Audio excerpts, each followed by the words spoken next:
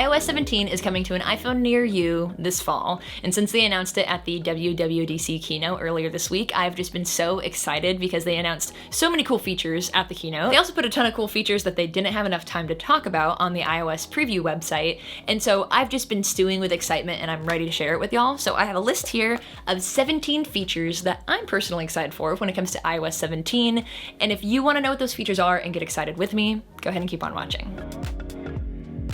Hi y'all, it's Annelies, and let's go ahead and get started with the first on my list of 17 features coming to iOS 17, and that is contact posters. So what contact posters are is kind of a full screen contact photo. It's almost like a contact wallpaper. So that way when somebody calls you, this kind of customized wallpaper shows up on your lock screen. Not only can you customize things like what the image is and kind of fit it to an iPhone lock screen, you can also customize the way the name is presented, the fonts, the colors, there's filters you can use. You can choose to use memojis instead of a photo. It feels in a similar family to like editing your wallpapers or your lock screens they came out with last year on iOS 16. But overall, I think contact posters is just gonna make a clearer and cleaner experience for when somebody calls you, and also a little bit of a customization in the same way that you have like a custom ringtone. Now you're gonna have kind of like this custom wallpaper. Next, we've got some updates when it comes to the phone, and both of them are like in a voicemail realm. So we'll start with the first one, which is live voicemail transcription. And when I told my mom about this, the first thing that she said was,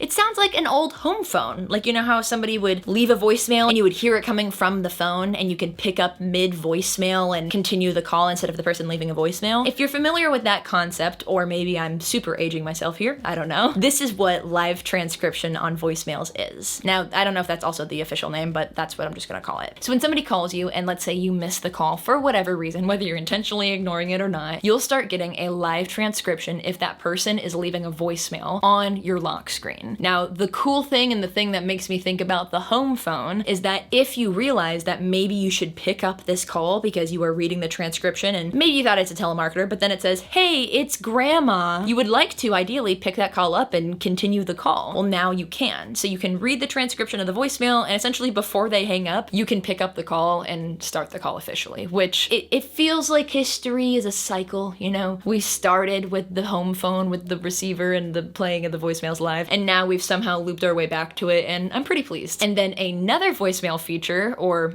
it's essentially a voicemail feature that is coming to our phones, is FaceTime video voicemails. And honestly, just voicemails in general within FaceTime. Because right now, if you were to call somebody via FaceTime audio or FaceTime video, if that person doesn't answer the phone, you're just left with a they are not coming to the phone right now screen, and then you can either text them or try calling again. But maybe you're calling somebody via FaceTime audio, or maybe you're calling somebody via FaceTime video, and you just want to like show them something real quick. You wish you could just leave a little message. That is now available to us, which I'm so thrilled about. Greg even mentioned this in the event, how people have been wanting this feature. It seems that the FaceTime voicemails, whether it be audio or video, are going to live within the FaceTime app, and there also hasn't been any clarification on how long these voicemails can be or these video messages can be. I'm assuming that it's going to be some sort of like button prompt on the screen, as well as I'm going to assume like a 30-second to under a minute range for the videos or audio messages, just because you don't want that taking up a ton of room. Also, curious about like the whole deletion process. Do those videos get saved to your camera roll? I have a ton of questions that will hopefully be answered soon, but either way, the fact that this feature is coming, I am pretty stoked about. So moving on from the phone app to the messages app, we are now getting a feature called catch up. So let's say you're in a group message and you've been getting a ton of messages while you've been away, and you go to open that group message and then you don't remember where you left off, what the last thing you read was. Well, now we're getting this little catch up button, which is going to be a circle with a little arrow in it, that when you click it, it will take you back up to the last thing that you read. I think anybody who's been in a group chat on iMessage before has had the experience of participating in some sort of conversation in your group chat, and then you go away for a little bit and you come back and now you have like 40 unread messages, but you don't remember where you left off in the chat. Having this catch up button, it's going to be an absolute dream, and I'm very much looking forward to using it. Okay, the next feature that we have is transcribed voice messages, which I have to say,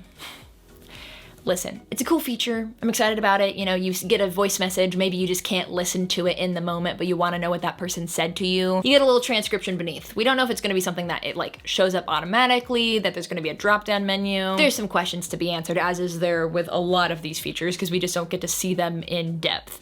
But I have to say, they're doing a lot of updates with the voice messages feature, and they still haven't added 2 times speed on playback. That is the one good thing about WhatsApp, is that if you send a voice message, you can speed that thing up. So when your friend sends you a 7-minute voice message accidentally, you can get through it in half the time. You know, sometimes we talk on a voice message and we start rambling or whatever, and maybe you're just like, I really want to hear the contents of this message, but I would like to listen to it a little bit faster. That feature would be great. But unfortunately, that's not the feature we're talking about right now. We're talking about transcription on voice messages. So it seems that it will work in a very similar way that transcription on the regular voicemail will work, which literally transcribes the voicemail or the voice message, which we know is not super accurate. So I'm going to be very interested to see what goofy mishaps come from a mistranscribed voice message, but I think it will be a handy feature nonetheless. And number 6 on this list is a feature that I am very excited for, and that is called Check-in, and it's coming to iMessage. Check-in is going to be an app that lives in your app drawer. It's going to be right next to like where your GIF keyboard is or your iMessage stickers, all that fun stuff. Check-in is going to be right there. And when you send a check-in to somebody, what it's pretty much doing is automating the process of letting your friends know that you got home safe, or in the event that you didn't get home, that you haven't gotten home yet. So this is how it works. You send a check-in to somebody, and while you're going through the sending the check-in process, it's asking you what information do you want to share with your friend, especially in the event that you do not get home at the time you are expected to make it home. So there's a limited option, which pretty much tells the person, in the event that you don't get home when expected, what your exact location is, what your battery is, and what your cell signal is. Or you can give them like the full breadth of information, which tells you where you are, your battery, your cell service, as well as the route that you have taken, and if your Apple Watch is even connected. There's a bunch of information that it shares. Another thing is that if you start going off of your route to get home, kind of like, let's say you're just going out of the way, you'll get a notification on your phone from messages saying, hey, we noticed it's taking you a little bit longer to get home than you should, or maybe you're off the route, you're going out of your way, whatever. Do you want to tell your friend it's going to take you a little bit longer to get home? You have 15 minutes to respond to that notification. In the event that you don't respond, your friend will then be sent all the information you have authorized to send them. If you do respond and say, yeah, add 15 minutes to the clock or whatever it might be asking you, that time will be added and your friend will be notified that it's taking you a little bit longer to get home than expected. But what I love about this feature is that I know I have been on both sides of this, that maybe you tell somebody to let you know when they got home safely, or that somebody tells you to let them know when you got home safely, and then the person who's going home gets home and then just starts doing stuff. Maybe they had laundry that was in the washer that they totally forgot about, or maybe they have to go to the bathroom, or they start cooking, and then like 30 minutes has passed, and then you forgot to let your friend or your family member know that you got home safely. You get a text message being like, hey, are you home safe? Are you okay? Then like somebody feels guilty, somebody feels worried, and it's a whole hoopla. By having this check-in feature, if I send my friend a check-in and then I make it home in the expected amount of time, they're just gonna get a little yellow square that says, Annelies arrived home. She is home in whatever town she's in, and she made it home around this time. It's a whole peace of mind thing for all parties involved, and knock on wood, this never happens, but maybe you don't get home when expected and it's because something went awry. The people you care about most and who are looking out for you will know about it, and then they have information to hopefully help you out and look out for you, which I just think is really cool. I think this is really great for especially a lot of young people. I'm already thinking of like teenagers going out to parties, or like friends going out, or just like a family situation. Maybe you don't have like automatic notification with like your Find My setup with certain people. This is just going to be such a nice peace of mind thing. Also, it seems that the check-in is a one-time thing. So just because you are getting somebody's location because maybe they didn't make it home when they expected to, it doesn't seem that you are now having location shared with them. It's just a one-time thing just to make sure everybody's looking out for each other. Next up in iMessage, we now have the ability to create our own stickers, which I'm a big sticker fan for iMessage. I have paid the $1 or $2 here or there, but now you can use I think it falls under the lookup umbrella, but that new feature they came out with iOS 16 where you can hold your finger on an image on a photo and then it kind of like lifts it from the image. That's going to be the way that you can create iMessage stickers. Honestly, I can find myself using more iMessage stickers because when it comes to stickers, I think sometimes they are more fun, or they're funnier when it relates to the person you're sending it to. So if you have a group chat with friends and then there's a silly picture of one of you, and now it can be like a reaction photo in a sticker form on iMessage, like I think this is a lot of fun. Moving on from iMessage, we have some new updates to the Health app, as well as a new app entirely. And that new app is called Journal, and it is exactly what you think it is. It is a journaling app. So what the Journal app is going to be able to do is use suggestions from things like photos, activities, calendar events, music, location, to give you prompts on what to journal for. I know there are a ton of benefits to journaling. I'm not personally a journaler, but I do like occasionally writing down my thoughts. And I think I would like journaling more, but I just often get lost with like what prompt I should do or what I should write about. And I often like writing the most when it's about something that has just happened or something that's mundane, to be honest, because I like being able to reflect on the smaller moments. But it seems that the Journal app is going to be able to give you notifications or suggestions on when you should write based on all these inputs from your device. Also, from Apple's website, it seems like you'll be able to add things to your entry like audio recordings, music, or photos to kind of like paint a bigger picture. It almost feels a little bit like a scrapbook in a way, and I really like that for kind of cataloging memories. And another thing that feels like it pairs with the Journal app, and they haven't said specifically whether you'll be able to connect these two features, but the next thing I wanted to talk about was mood and emotion tracking within the Health app and also on the Apple Watch. That'll be a feature that's coming to watchOS 10. Something that I love about the addition of mood and emotion tracking into the Health app is it makes it an all-encompassing health app, because mental health, like they talked about in the event, is a huge part of your overall health, and being able to track that, especially if you're somebody who's trying to find maybe solutions for either just yourself or with a professional, it's really important to have that data to be able to look back on. Moving on, let's go ahead and rapid fire through a few of these features coming to iOS 17. First is standby mode. Standby mode is going to be this full display, at a glance experience when your phone is charging and laying on its side. Things that you can see on it is the time. You can get live activities like scores for the game that you're following or an Uber Eats delivery update. You can also get a calendar, the time internationally. There's also a music player. You can have a Siri information panel. It feels like it's a way to turn your phone into this new information display while it's charging. Another thing that they added is that if you are charging with MagSafe, your phone can remember the configuration that you have for standby mode with every single MagSafe charger, which I think is very cool. I'm not somebody who uses MagSafe, but I feel like if you're one of those people with those MagSafe standing chargers, you're gonna love that. Next, we've got some AirDrop updates. So first is a feature called Name Drop, which is it's just a very funny name. And what Name Drop is a very simplified way to share contacts through AirDrop. So pretty much you bring two phones next to each other.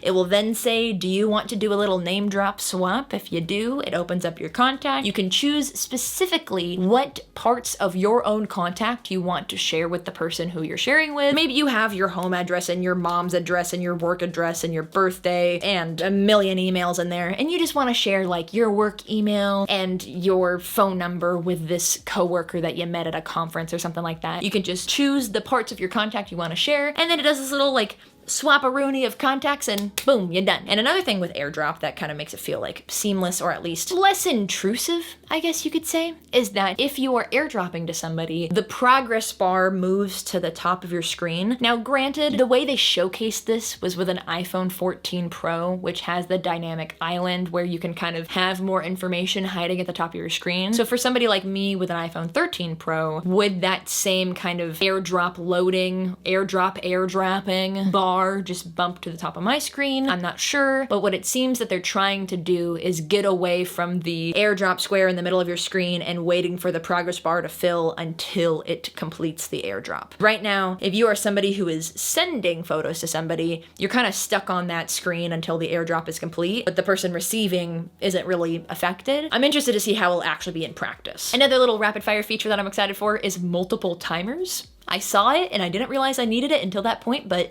I'm pretty stoked about it. The next thing is something that I knew I wanted, I just didn't know how to articulate it, and that is interactive widgets. Right now, if I were to have a widget, like let's say the reminders widget, and it had my grocery list on it, and it showed all the things that I needed for my groceries, it would be more of a display than anything. Because if I wanted to, let's say, check one of the items off my grocery list, and I tapped on the widget, it would then take me to reminders, and then I would have to then check the list again and do what I wanted to do. That's like my main complaint with widgets right now, is that they're more so just displays. So all of the widgets I use are displays. I have one that's for the weather, which I don't need to interact with it at all. I have another one that's a world clock. I have another one that shows my mom's current location. It's all very just kind of, I'm receiving information at a glance. But now with interactive widgets, if I had that reminders widget with my grocery grocery list, I can just check off the thing on my grocery list from my home screen. Or if I had the home widget that has all my smart objects on it, like my light bulb or my power strip,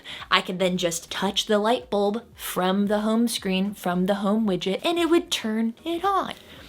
I didn't know how to articulate why I didn't like widgets as much, and soon as they announced this, I was like, that's why I don't use widgets, because I don't feel like there are any that make sense to me, because I would rather just have the home app, which takes up only 1 square instead of 4 squares like the home widget does, and it does the same thing. It's just kind of opening you to the app. So I'm very excited about this, and I feel like I might start using more widgets because they make sense now. Next thing that's coming to iOS 17 is collaborative playlists. I think this is a really cool feature that is a long time coming, and the way that they kind of like presented it in the keynote was, let's say you're going on a road trip and only one person's phone is connected to the Bluetooth, but you want to pass the digital aux cord, if you will, and you don't want to switch Bluetooth connection because that's a pain in the butt. Well, now with collaborative playlists, you can have a bunch of friends collaborate on a playlist and add their own music to a playlist in Apple Music. I have a playlist that I have with my 3 friends where we added our top 10 played songs of the year last year into one playlist. However, the one thing that I wasn't a huge fan of is, yes, I wanted to hear my friends' music and I wanted to be able to share that with them, but maybe I didn't want to download all their music and vice versa. So I pretty much took everybody's music and wrote it down and then added it manually to the playlist, but now all of their music is on my phone, which I love my friends, but sometimes we just don't have the same music taste. I want to hear what's in their top 10s, but maybe I don't want it to be in heavy rotation, and now it kind of is. But with collaborative playlists, people can just kind of add their own things, and then I can still enjoy it in the playlist, but it doesn't go into my library. It's simple, it's effective, I love it. Ooh, next up we got a thing that literally the other day before the keynote, I was like,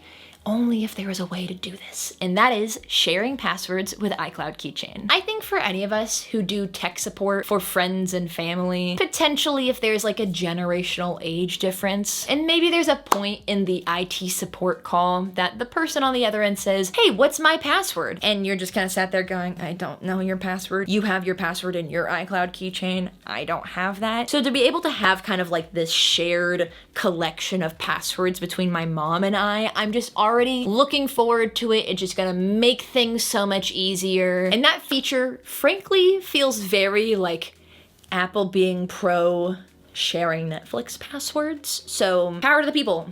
I love it. So the next feature on this list is Safari profiles. And what you're pretty much doing is creating a user for Safari. And this feature of Safari profiles feels like it is leading us closer and closer to the idea of having different user logins on the iPhone, which I know we've already kind of like touched in that realm a little bit, especially with the fact that the new iPhones support dual SIM. And then we got focus modes, was it last year? How you can have separate focus profiles, which also can change your lock screen and your home screen, what apps are available to you. Those kind of felt like user profiles on a phone. And now that we're getting that with Safari, where pretty much your history, your cache, your cookies are all saved within one profile, as well as bookmarks and reading lists are all gonna be within one profile, which is gonna be nice for the people who maybe have work, school, personal. This is a nice way to kind of separate our phones. And once again, just makes me feel like we are inching ever so close to the idea of multiple logins on an iPhone, which I feel like would solve a lot of problems for the people who have like a work phone and a personal phone, just being able to have it all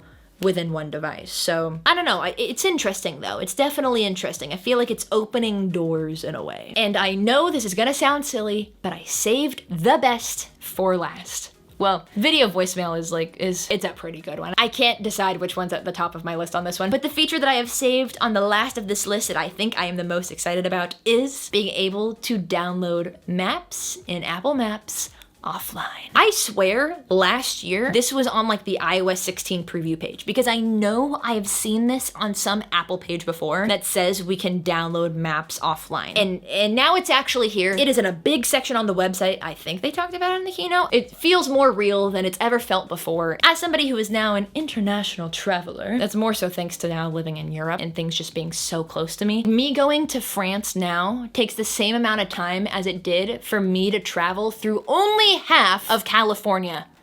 Obviously, via plane. But that's insane to me. So anyway, I'm doing a lot more international travel these days, and with that, you also need international data to be able to use abroad. There was a trip I had recently where I went to France, and I had run out of my data way quicker than expected. So I already had Google Maps on my phone specifically for this purpose, and when I was on Wi-Fi, I went and selected the area that I was going to be traveling to that day that I knew I would need Maps guidance for, and it got me through, you know, traveling through Paris, and I was very grateful for it, and it's something that's always annoyed me that I have to use Google Maps for that alone. So now that that feature is finally coming to Apple Maps, I'm so relieved, and I can't wait to finally, this is the last piece of the puzzle. First, it was multiple destinations or multiple route stops that Google Maps had that Apple Maps didn't. Now we have it on Apple Maps, and once we have offline downloads of maps, the Google Maps app will be gone from my phone for good, and I'm looking forward to that day. And with that, that is the end of my list of 17 features that are coming to iOS 17 that I am pretty dang stoked about.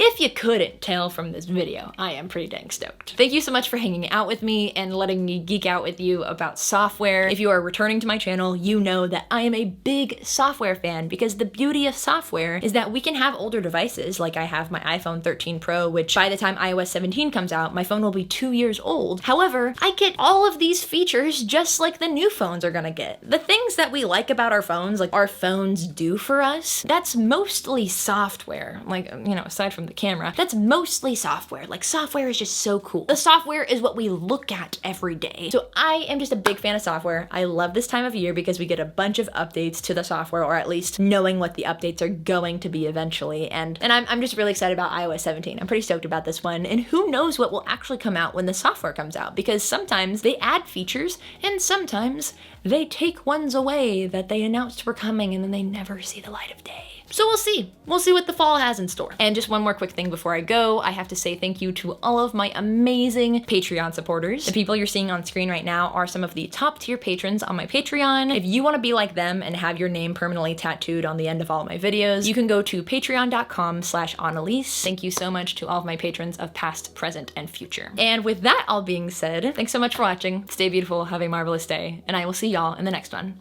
Bye!